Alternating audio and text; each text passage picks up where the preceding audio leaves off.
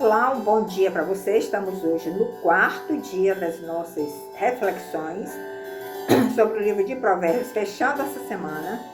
E vamos começar hoje o capítulo 31, mas só vamos ler até o verso 9, porque do 10 em diante fala de um tema muito específico que é sobre a mulher virtuosa. Então eu não quero começar e não concluir essa questão da mulher virtuosa. Então vamos deixar para a próxima semana essa reflexão e assim nós vamos fechar o livro de Provérbios. Como já disse em outros vídeos, vou repetir aqui para você, volte sempre, vá revendo cada vídeo desse, porque essas instruções nós não conseguimos fixar em nossa mente, nem no nosso coração, para caminharmos daquele jeito, ouvindo uma vez só. Nós ouvimos uma vez só, desperta o nosso olhar, desperta a nossa consciência naquilo que nós precisamos mudar, no nosso caminhar, no nosso agir, no nosso falar. Mas para colocarmos em prática, precisamos ir ruminando. O que é ruminar? É comer e voltar a comer de novo. Então, durante a sua rotina diária, ouça pelo menos um vídeo a cada dia, relembrando. E de repente Deus vai lhe mostrar o que é que você já conseguiu andar, quais as instruções que já fazem parte da sua vida, sem precisar que você faça um esforço para caminhar nela. Essa é a minha recomendação e é isso que eu vou fazer também. Porque eu quero que essas instruções estejam enraigadas no meu ser, fazendo parte do meu ser, para eu automaticamente, no meu dia a dia, eu ir cumprindo, ir andando daquela forma, e pensando daquela forma, e falando daquela maneira que o Senhor recomenda. Mas para isso precisamos voltar e ruminar mais uma vez. Então vamos ao capítulo 30, de 1 a 9. Nós lemos aqui que são palavras proféticas do rei Lemuel. Ele era o rei de Massá e a sua mãe lhe ministrou muito. E eu estou lendo aqui no comentário que no antigo sistema monárquico hebraico, a rainha-mãe exercia grande influência nas decisões do marido e dos filhos, especialmente em relação ao filho mais velho e ao futuro monarca. Então Lemuel recebeu esta influência da sua mãe, essa ministração da sua mãe, que com certeza era uma mulher sábia também.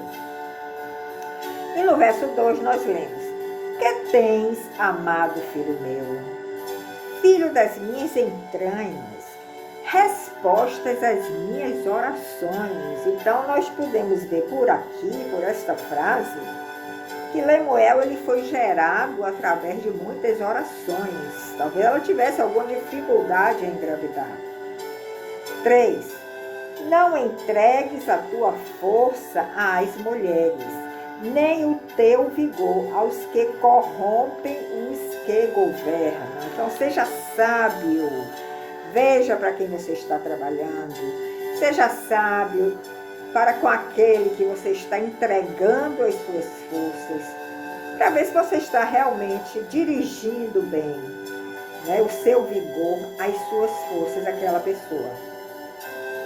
Verso 4. Escutai, Lemuel, não é prudente que os reis bebam muito vinho.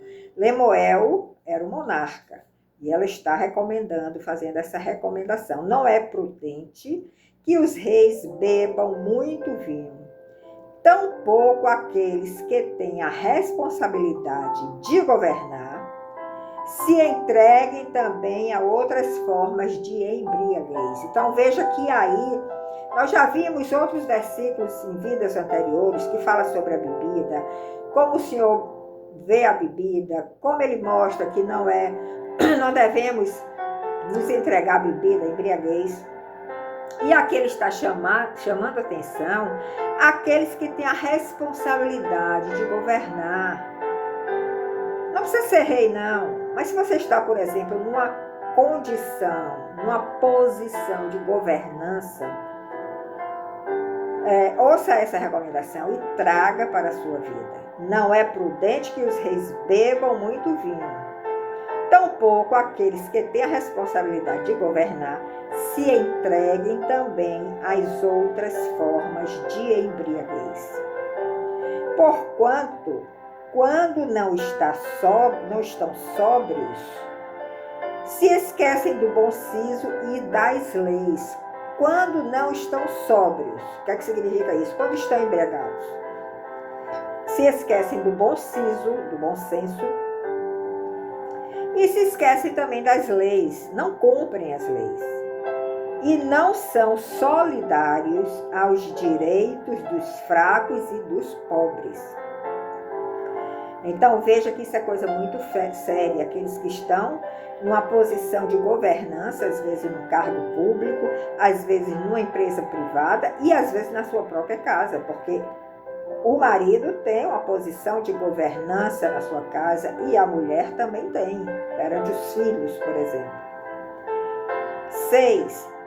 Dá licor ao moribundo e vinho aos amargurados, ou seja, esse estado de embriaguez nos leva a fazer coisas absurdas. Dá licor ao moribundo e vinho aos amargurados. Bebam e esqueçam-se da miséria. Se oferece o vinho, a bebida ao outro, para ele se esquecer da condição dele. E não se lembre das suas aflições. Mas não é isso que Deus recomenda. Quando nós estamos em aflições, quando nós estamos angustiados, nós vamos nos embriagar para esquecer as nossas aflições? Não.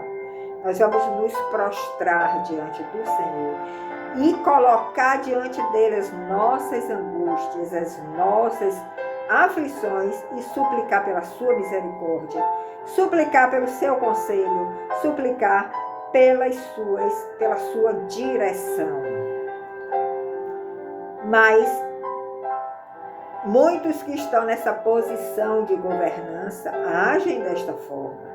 Ainda dizem mais: abre a tua boca em favor dos que não podem se defender.